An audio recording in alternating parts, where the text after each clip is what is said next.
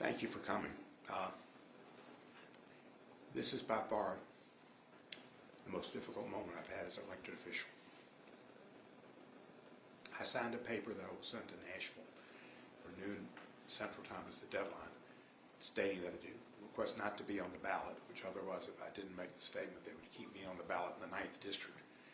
And the 9th District that they have under these new lines is nothing like the 9th District that I've represented. I've had the great honor to represent the 9th District for the last 19 and a half years. And it's been a district that is a majority African-American district, which is Memphis, mostly Memphis. Lately it's gone up into Tippecanoe County too, or half of Tippecanoe County, but basically it's Memphis. I love Memphis, Tennessee. It's the home of it's where I was born, fourth generation Memphian. And I have thought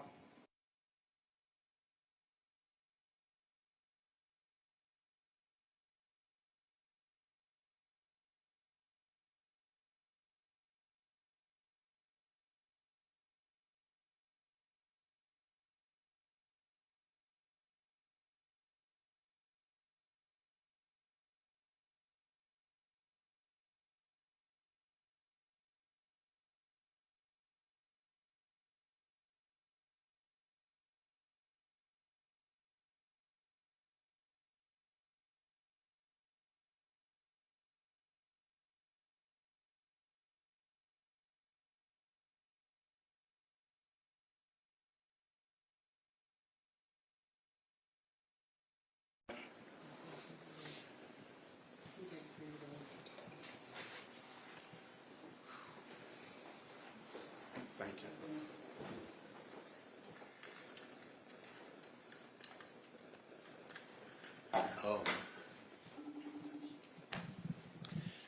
Thank you for coming. This is by far the most difficult moment I've had as an elected official. I signed a paper that I will send to Nashville for noon Central Time as the deadline, stating that I do request not to be on the ballot, which otherwise, if I didn't make the statement, they would keep me on the ballot in the 9th District. And the 9th District that they have under these new lines is nothing like the 9th District that I've represented. I've had the great honor to represent the 9th District for the last 19 and a half years. And it's been a district that is a majority African-American district, which is Memphis, mostly Memphis. Lately it's gone up into Tippecanoe County too, or half of Tippecanoe County, but basically it's Memphis. I love Memphis, Tennessee. It's the home of it's where I was born, fourth generation Memphian. And I have fought for Memphis during the 47 years that I've been in elected office from Memphis. I've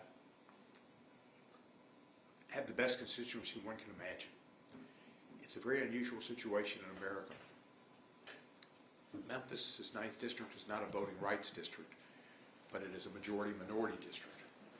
It's second to Benny Thompson's in the number of percentage of African Americans, and the district is 62% African American. And since my first election in 2006, I've had 9 re-elects, and I haven't lost a precinct in my re-elects. And I've had significant African American opponents almost every time I've run, including the 18-year former mayor of Memphis and some up-and-coming attorneys and people in Memphis.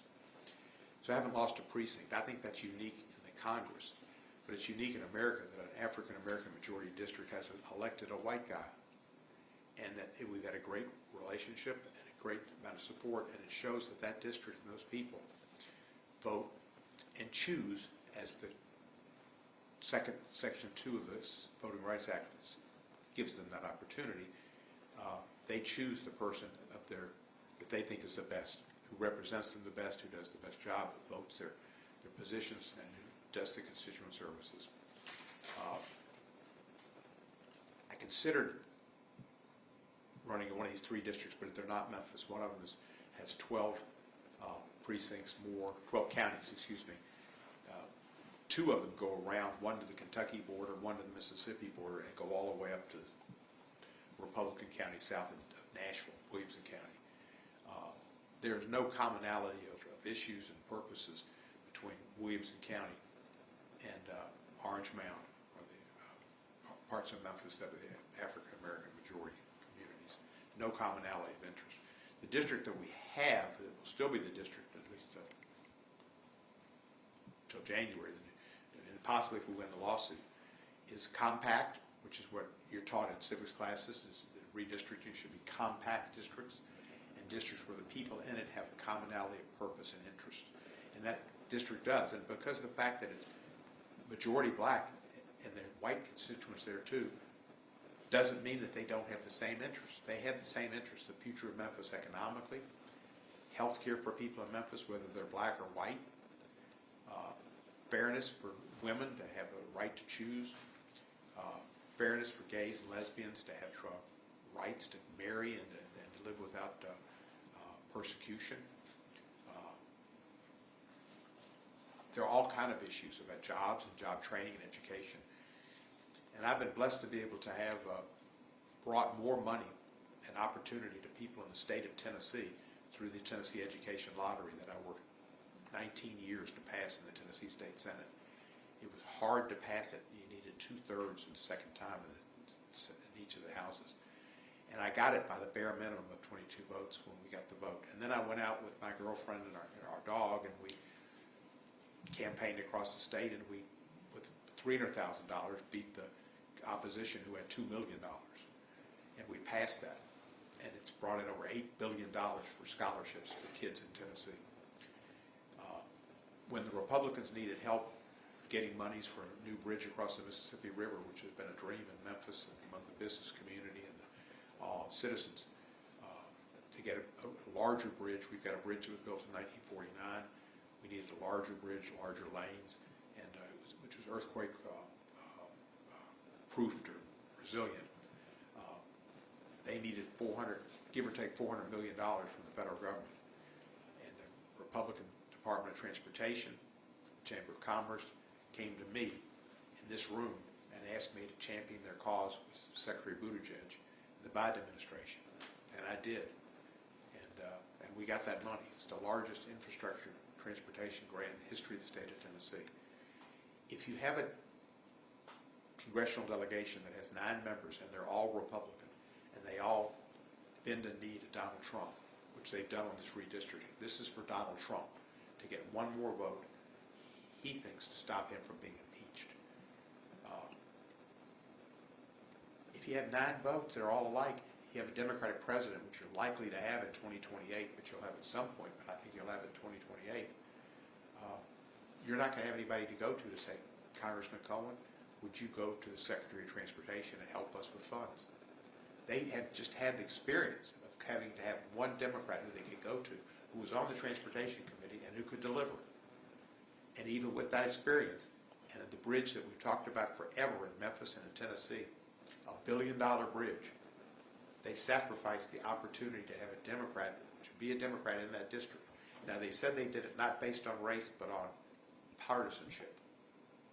Well, they should have learned a lesson from what happened when they came to me and they got their $400 million and the bridge is going to be built, because it was not a partisan issue. Transportation is not partisan.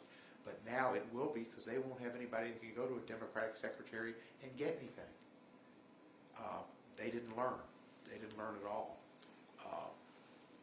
The African American population is very much distressed by this ruling. They have had the opportunity to choose the member that they wanted. It was Harold Ford Sr. in '74. It was Harold Ford Jr. in '96, and it was me in 2006. And the people want me again. I have an opponent who's verbally facile and can jump around and dance and do things like that. And if somebody, that's who they wanted, that's who they could have, because I don't dance anymore. I don't jump around. But I think I was going to win that race, and I'd like to run that race. And if the courts will give 2 more years to the district, to be the old District 9 that I've represented, it's Memphis. I will run for that office. That's the office I've been elected to for 20 years.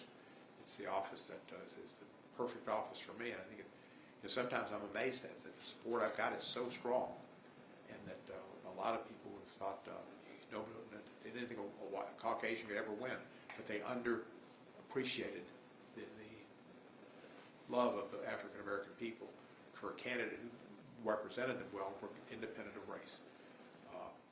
So that's something special about Memphis, and we're not going to have that. And I feel bad for my constituents because a lot of them come up to me regularly and say, please, we're for you, and don't quit. Don't quit. I've had people tell me, recently as today, African-American and Caucasian, don't quit. And I don't want to quit. I'm not a quitter.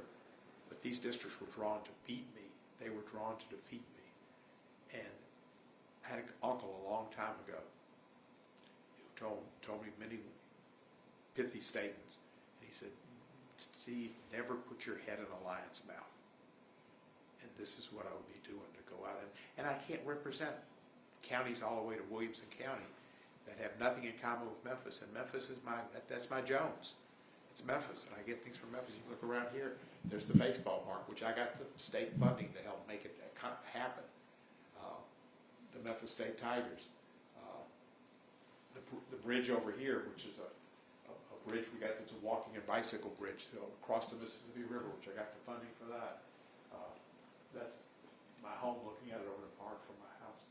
But Memphis is my home, and that's what I fight for, and I want to do it again. If I get the chance, I'll do it. But otherwise, I'll be retiring from Congress and from public life.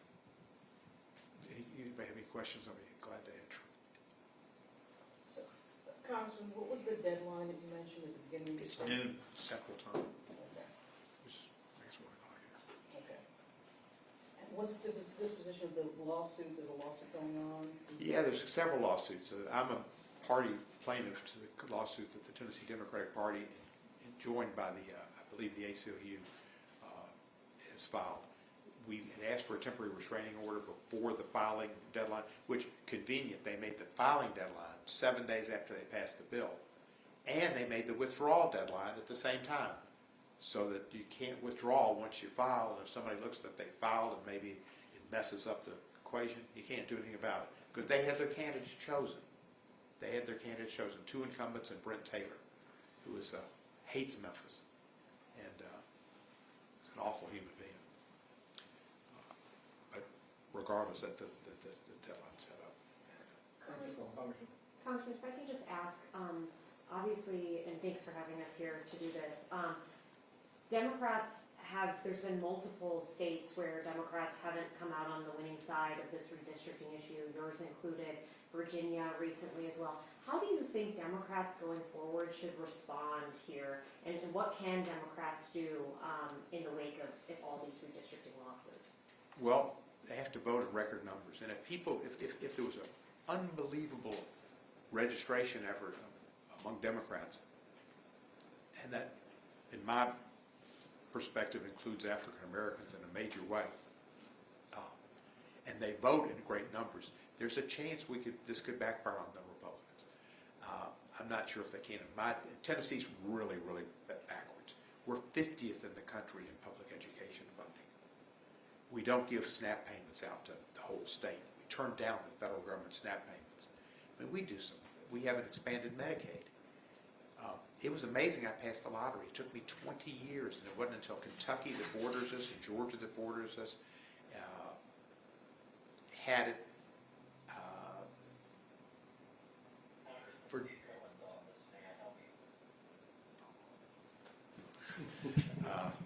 But we're slow, and we haven't gotten medical or quote unquote recreational marijuana. The people are for it by an unbelievable number. So Tennessee's a tough state to get anything done. Mr. Congressman, yes, what responsibility do lawmakers on both sides have to maybe reach a deal or to come to a decision to end this redistricting battle? First, let me finish up your question. The thing is voting.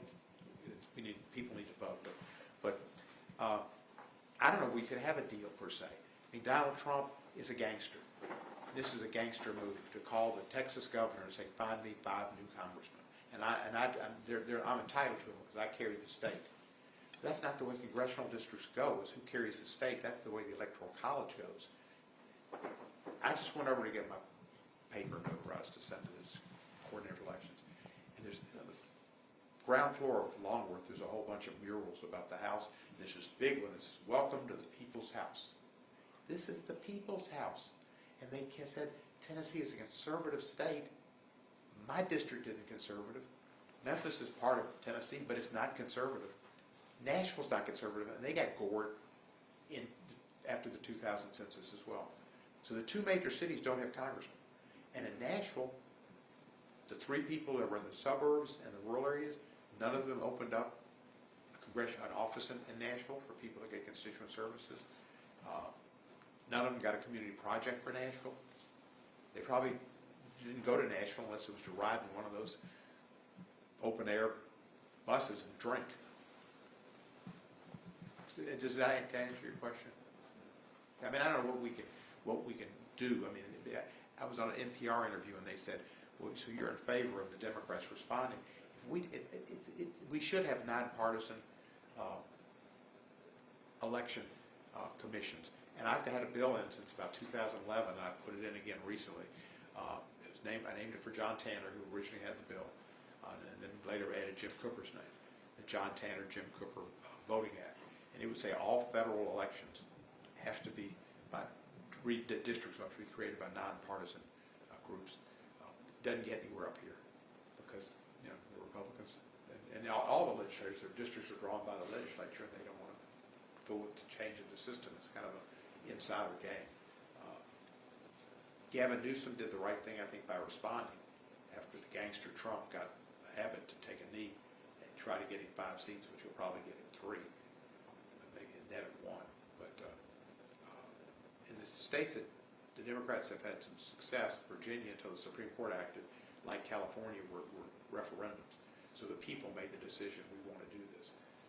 The Republican states, the people haven't been involved at all. It's been all the legislatures and the governor calling special sessions or not vetoing or whatever. And that's what's happened in Texas, what happened in Florida, what happened in Tennessee, what happened in Alabama. It's going to happen in Alabama, maybe in South Carolina, Ohio, etc. But they've not had the people vote at all. So it's hard to come with some kind of agreement because you can't get an agreement with Trump, and he won't keep his word. Ask his 3 wives. Thank you, Mr. Cohen, for doing this. The district you currently represent has been split into 3 new districts. What's your message to the folks who will be representing those districts, will probably be Republicans? You've spoken about the relationship that you have with your constituents and how they feel about you. What's your message to anyone who will succeed you from the other side of the aisle? What would you say about your constituents to them, and what do you hope they would know about those constituents as they think about how to best represent them?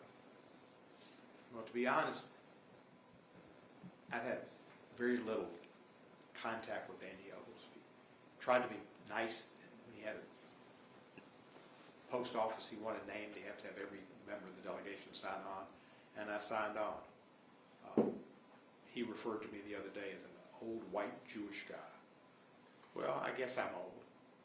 And I'm Jewish and I'm white, but why he had to say a white Jewish guy is distinguished from a black Jewish guy. I mean, Sammy Davis and a few other people, they're gone. As far as white Jewish guy, does that mean that there's something different among Jewish people and white people? I don't know what he's saying, but he doesn't either. So I don't really think I'd have any opportunity to talk to him, nor would it make any difference. He's just living his life till he gets convicted, and then he'll get a pardon from Trump. I think Chaz Mulder, who's running in that seat, whose district was also cut up, he's the mayor of Columbia and Murray County. They cut his city and his district up too, because he was getting too close to Andy Oglesby.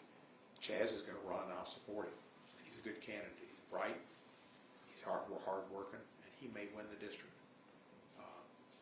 And he's told me he'll make Memphis a priority. He wants to talk to me about constituent services and how we've served our constituents, and that he will make Memphis a priority, and I think he will. As far as David Kustoff, who represents part of Shelby County and 11 counties to the west, David knows the Republicans and the business interest in Memphis, but he has no knowledge of the African American community in the inner city.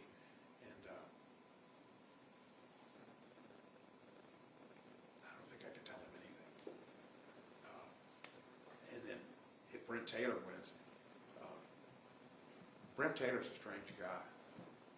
He's a mortician, and he was asked by the Confederates that got Nathan Bedford's Forrest body and his wife's body after they were exhumed from underneath a statue of Nathan Bedford Forrest some 5 or 6 or 7 years ago.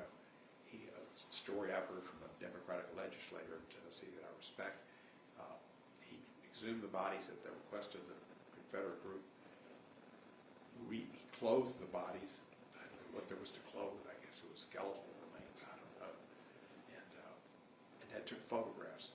And he has those on his phone, and he shared them with the General Assembly. So what can I tell him about my black community? Wake up.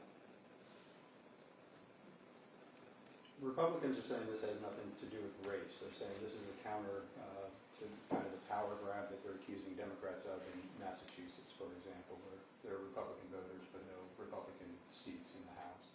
What's your response to that? How much of this is race? How much of this is just power? Well, it's power, but it's definitely race too. In the redistricting, 2 of the new districts have 29% black population. The third one is, I think, 31 or 32%.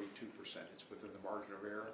If you didn't consider race, you drew 3 new districts, and 2 of them were exactly 29%. That in itself, in their maps, militate against what they have alleged, that it has nothing to do with race, but with policy and with party. It wouldn't come down with 29%. As one of the, Bo Mitchell, who is a state representative, asked me in one of the hearings when I testified before 2 of the committees in Nashville last week. He said, "You're the father of the Tennessee State Lottery. The odds of winning Powerball are like 1 in 11 million. What are the odds of 2 districts coming out with 29% African American and 1 with 32% if race wasn't an issue?" And I told him I was going to go out and buy a Powerball ticket. Better odds. Can I ask the mechanism by which you would re-enter the race if the lawsuit succeeded? Well, if the lawsuit succeeds, I believe what will happen is they will enjoin this entire bill, the law, which set up new filing standards and all that. It would revert back to the old standards, which I qualified before the March 10 filing deadline. And I think the people that qualified before March 10 would be the people on the ballot. What date is the primary? The primary is August the 6th. One of the grounds on our lawsuit is there's not enough time to get this done. There was a case in 2022, which was a month more, a month closer to the, further away from the filing deadline. And the state Supreme Court ruled that that was not enough time for the August election. Okay. So we would think that it would stand up here, but we don't know what's going to happen with the judges. The other part is the fact that my opponent and myself, I've got 3 opponents really, and we've been campaigning for some time. We've raised money from people who figured we were going to be running in this district, and that the field was set, and we've campaigned on those grounds, and that's a First Amendment violation. We campaigned, it's really, my primary opponent announced October 7th, and I started campaigning October 8th, and going to places and asking for votes, and people figured it was, that was going to be the lineup. Folks in the General Assembly have said that, as you say, it's a white guy and Justin Pearson. That's why they decided to chop up your district. Do you think if you had stepped aside that they would have kept your district intact in the I primary? don't understand what you're saying. They don't like me. They hate Justin Pearson. They absolutely hate him. They don't like me. Some of them, they're okay with me. Some of them hate me. None of them love me. But a few of them are okay. I served 24 years in the state senate. I went back and spoke about a month ago, and 3 state senators were there who I served with, one of which was a Republican who got up and expressed how I helped pass his first bill. Needed 5 votes, and I was his 5th vote in the state and local government committee. Had a lot of friends on the Republican side, but most of them are gone. That's an absurd theory to think that they did this. I mean, they don't like me for sure, but they hate Justin.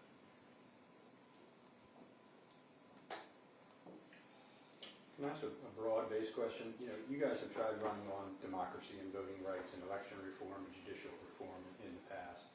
You did it in 2024, and it's been a real dud. You know,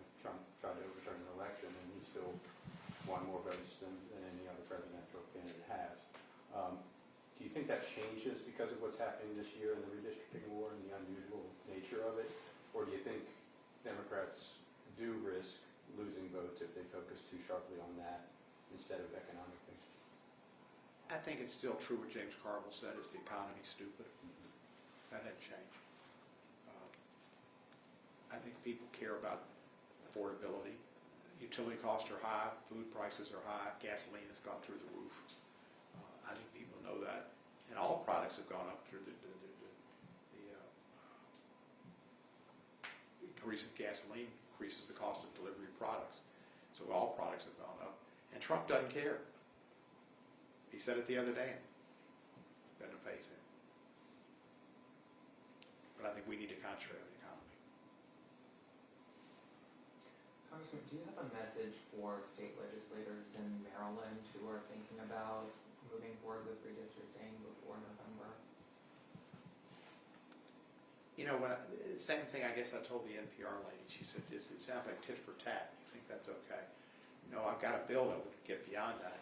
And even the bills that the Democrats have pursued say that it will only be for this period because of the threat Donald Trump has presented about seeking mid-decade redistricting.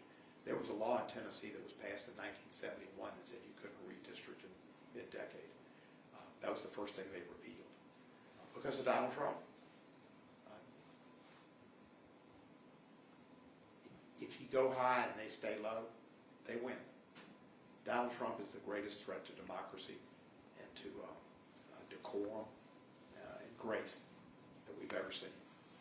And we cannot allow him to have 2 years without being some vigorous oversight, which will occur if the Democrats win the House. So, no, I think Donald Trump's such a threat that we need to respond on redistricting. Congressman, kind of along those lines, have you reflected on what, this portends? You're the only Democratic member of the congressional delegation. You've seen, a key part of the voting rights act struck down. It wasn't. You're right. It was struck down. But Alito makes a point of going, we didn't strike it down. We just changed some of the formula. Well, they struck it down, but they know how bad that would sound if they struck it down, so they claim we didn't strike it down. We just changed the formula. Alito and Roberts need to go. What does this mean in the long term for the country? This could affect the country for a long time with the House, and there's more seats in the South they're going to try to get in Georgia and Florida. They have an election in Alabama in August. They'll get a seat, I imagine, in Louisiana. If Republicans continue to hold the House, if Speaker Johnson continues to be